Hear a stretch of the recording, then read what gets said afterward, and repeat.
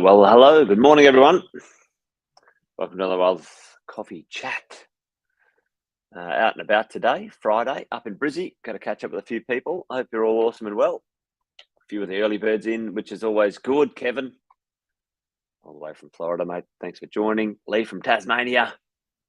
How's things down in Tassie, Lee? A bit cold up here in Brizzy, so might probably cold down your way. There you go. Hey, morning, Tim. Victoria, good morning to you. Luke, happy Friday, happy Friday. Yes, indeed, mate. Good to see you. We've got a few others here as well. Adrian, David, James.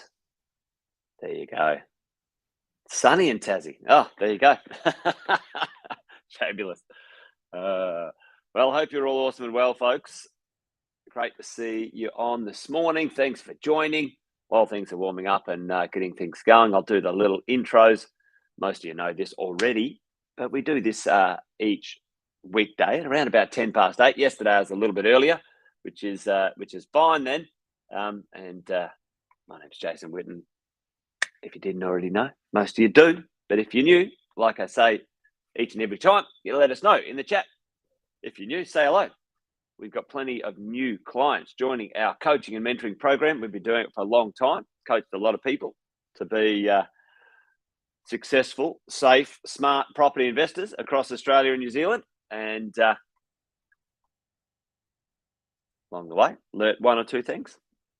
And each morning we get together, have a conversation, a wealth coffee chat about what is going on out there in the world of property investing. And, things around it as well. So welcome along. Thanks for joining. And hopefully your property investing is going well for you. Hey, today I thought we might talk about something interesting. Anyway, I think it's interesting. The future of banking. Interesting times, which is a bit of a catch cry. Interesting times out there. I don't think I'll ever stop saying that. Because if there wasn't anything interesting happening in the marketplace, then we probably wouldn't be having these wealth coffee chats in the morning because there's nothing interesting to talk about. But something that has been cooking along in the background is, coming up, popping up, making its debut in the world of banking. Does anyone know what it is? Something that's been in the background. Maybe put it in the chat for me if you think you know what it is. What is happening? What's officially, it was on the cards last year. It's been in the background for a while when it comes to banking, the world of banking, and in Australia as well. But what's happened in the last few weeks? Does anybody know? When it comes to maybe disruption and changing the banking system, and what does that mean to us as property investors? We'll talk about that in a minute. But does anybody know? Tim's saying inflation. That's been happening, yeah, for sure, Tim. But that's not what happened in the last few weeks. But the inflation figures look like they're going down, Tim, which is great news for us in banking. Cashless society, yeah, that's underway. So it's linked to this cashless society, folks. Who's jumping in? Who's getting involved? In this cashless society? New regulations. Yep. I'll chuck it out there. What industry is now getting involved in banking and deposits and lending and getting involved in this world pretty significantly? Well, it's the tech giants, right? It's the tech giants. I don't know if anyone was paying any notice to this stuff. I myself and Andy Fenton watch this stuff pretty closely, pretty closely, folks. But who got involved? Yeah, crypto's out and about for sure, Tim. But who got involved officially in the last little bit? Just recently. Anyone know? I'll put you out of your misery. Let me do this for you. Check out this. All right, Apple wants to become your bank, and the war with the big four and the RBA is on. Check out that, folks. All right. As of the last little bit, I think it's in the last few weeks, Apple now, hey, morning, Jeff. Apple now can receive your deposits. You can keep your money, digital money, in Apple's bank. And guess how much interest they would pay. Now, tell me right now, in the chat, let me know your bank, when you've got your savings account, which is not, it's called a losings account. Why is it called a losings account? Because inflation is higher than the interest you're getting with the cash sitting in the bank. So by default, your money, your value is going backwards, folks, just so you know. Cash is trash. Money in a bank account, in a savings account, is devaluing. We've had this chat before, but tell me right now in the chat, what's the interest rate that you're getting if you do have some cash in a savings account or a losings account or a devaluing account right now? Tell me, what's the interest rate that you might be getting yeah. Well, that's it. That's true, actually, Tim. But you're sitting in your offset account, right, Tim? At least you're saving or offsetting. It's not just sitting in the cash is trash, not doing anything for you. But tell me, folks, what's the interest rate that you get in a regular Australia 183%? Yep, okay, 2 to 3% maybe. Well, it's interesting, isn't it? The word is interesting, isn't it? So guess how much Apple is proposing to pay? In America, this is a pretty big thing. Apple's debut savings account, 4.15%. 4.15%, 10 times. Check that out. It's crazy, right? 10 times the US national average. Folks, look at that. 4.5% or 4.15%. Yep, 10 times the US average. You tell me, what's going to happen? Now, I've said this for a long time, and I said it to, on Wealth, One and Wisdom and other times that we've had these chats. Right now, let's say, Apple gets into the banking system, and right now this is available in Australia too, or it's going to be available in Australia. If you had money in an account, and you can easily have it in Apple's account at a, let's say in Australia, a 25% higher rate, and in America, 10 times higher than the national average. What do you think's going to happen, folks? Tell me. And this is an interesting one. Like, what's ahead? What do you think's going to happen? Regular Joe here and regular Mary. Terrible drawings, by the way. Sorry. Okay. Regular Joe and regular Mary. If they have some savings and they can get 10 times that amount return on savings, what do you think they're going to do? Where are they going to take it from, and where would they put it, folks? People are going to move their savings. You're dead right, Tim. What is going to happen? If that happens en masse in America, we've got some interesting times ahead, folks, right? We've got some banking challenges. Now, I don't know the full details on this. I'm going to dive into it. Yep. They might, you never know, drop their interest rate once they have the people. But, it's easy to move money around. So they've got to stay. I think more banks will crash. And I think the more appropriate wording than crash, quite dramatic. There have been a few banks that they're going to either transform or disappear, because that's what should happen. The banking system is old and archaic and broken, folks, isn't it?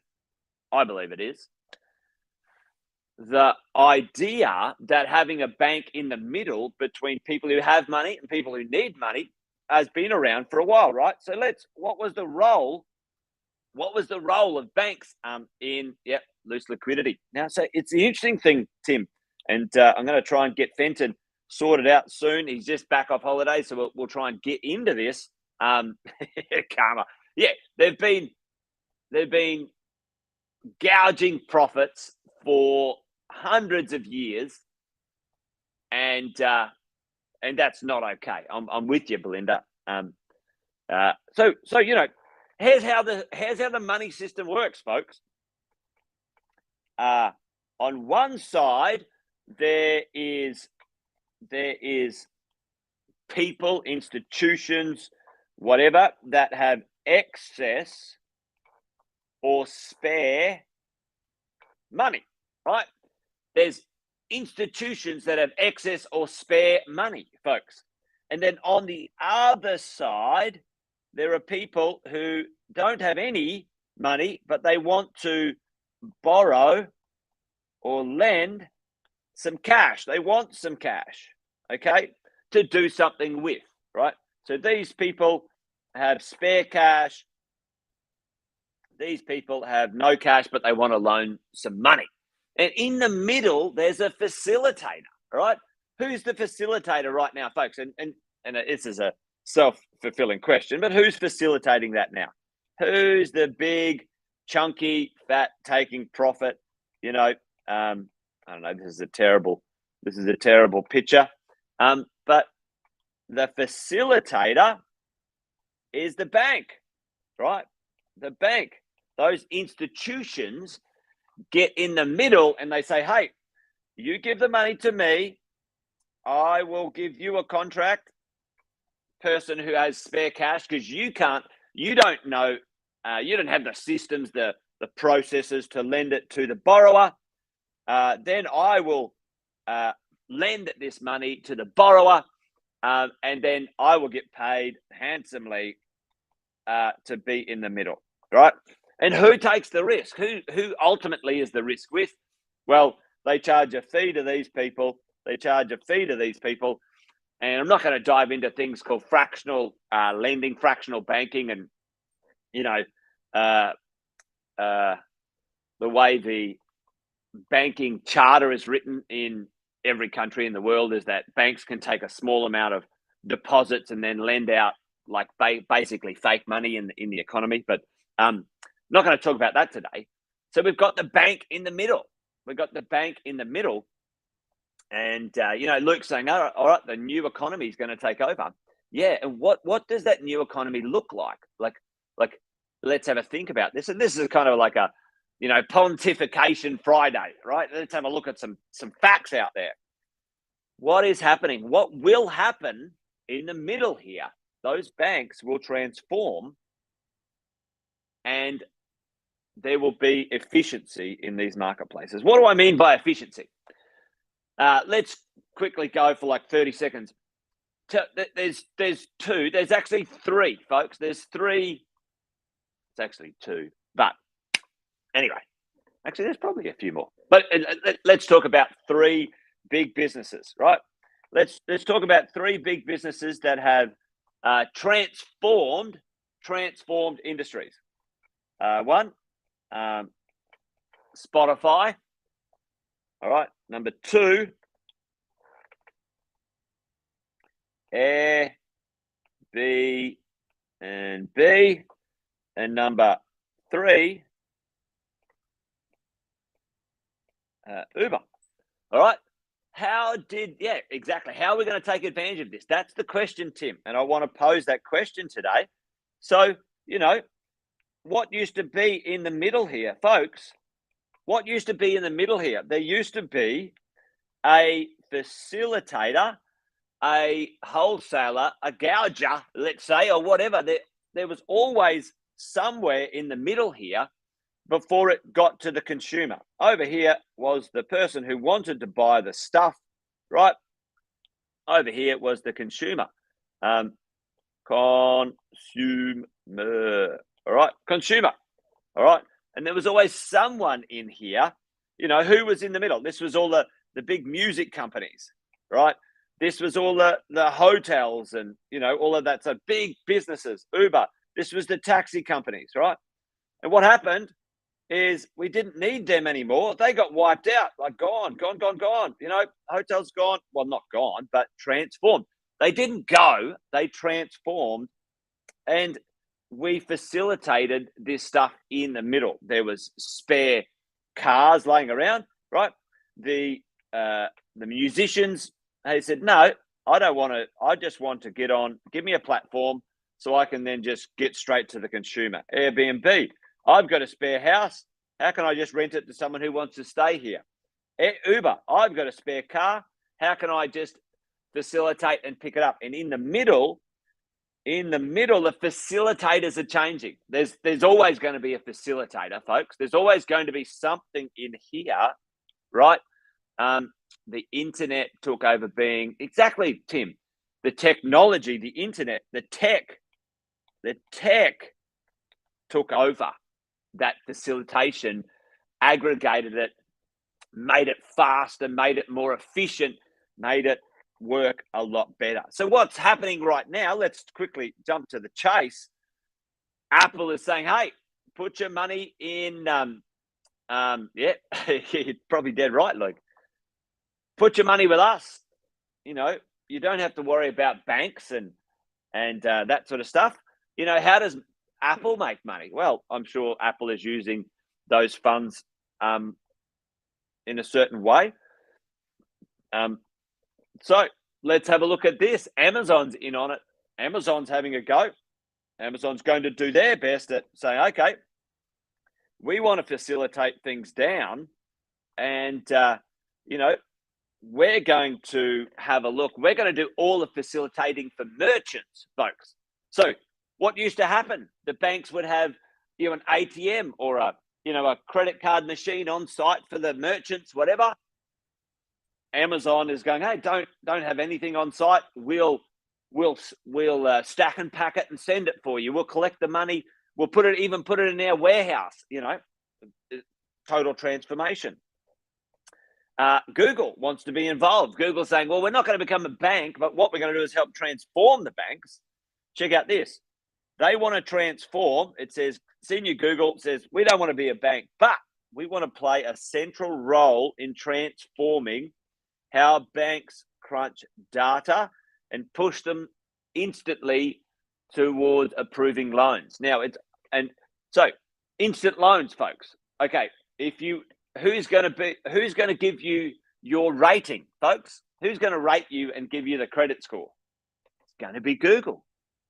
It won't take much for Google to go, well, you know what? How about we facilitate? Jason's got some spare money. Google's already got the rating. Yep. Google's already got the rating. Tim wants to borrow money from Jason, right? And that should be how it is, folks. It's like Jason's got spare cash. Tim wants some. Can there be a facilitator in the middle, take a small margin and not gouge the crap out of it? All of these, fat bankers doing stuff that really they shouldn't be in the way of and taking billions of profits as we go. Yep, Tim, you're jumping on my next slide, right? Okay, so we've got this. Google's going to facilitate it. Google's got your credit score. Is Jason or is Tim any good for a loan? Yeah, Tim's good for it. Jason just presses approve. And online, the tech will facilitate it. And check out this. And, this is already starting. If you hadn't heard of Chat GPT, well, you're living under a rock. Go and find out what it is. Microsoft is owning Chat GPT, getting involved in these things. And this is what will happen. Some artificial intelligence will say, it'll analyze the thing. You won't even talk to a human, and you'll get the loan or you won't get the loan. Interesting times ahead. What does that mean to us as property investors? Well, here's what I believe that's going to mean. I believe that it's going to be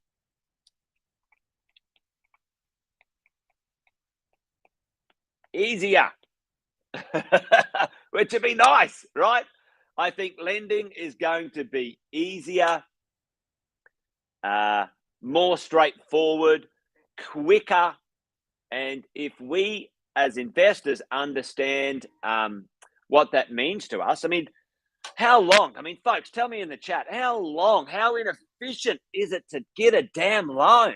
Right now, tell me how inefficient, how clunky, how annoying is it? Like, you have to wait months and months and months to get a loan. And it's like, come on now.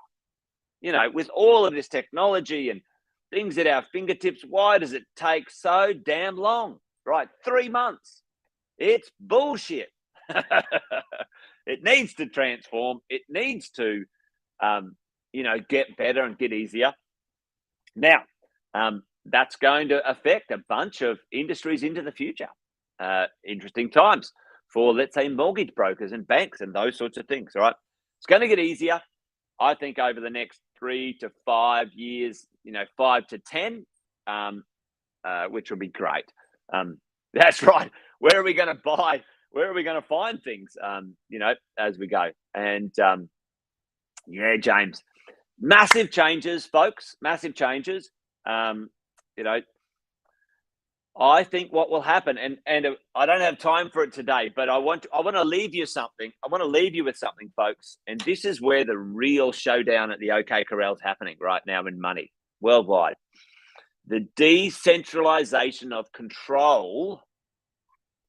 That's why this digital cash is pretty interesting. The decentralization of control of resources. All right. The last bastion, is, if we could get rid of cash in society, then there's control. Now, don't get me wrong. I'm not a conspiracy theorist. The governments and institutions have always, forever, been controlling us and you and me, and we've all been participating, just so we all know, right? You live in this country, you have to be a citizen, or you have to leave, or have a visa, right? You can't leave the country unless you've got a passport. You can't drive a car unless you've got a license. You can't earn money unless you've got a tax file number and you've got to pay tax. Like, all of that stuff is already there. So I'm not going down the conspiracy rabbit hole.